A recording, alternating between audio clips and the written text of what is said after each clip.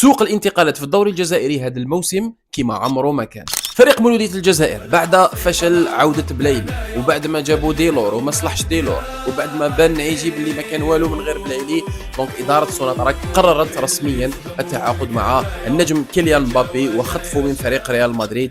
هذه المرة فوزي شاوشي هو اللي هز التليفون وكان تكلم مع بنزيما، قال له بصريح العبارة، قالوا بنزيما نطلعوا الحراش. دونك بنزيما رد عليه وقال له الله يربح. وبالتالي رسميا كريم بنزيما الموسم القادم راح يحمل الوان فريق اتحاد الحراش.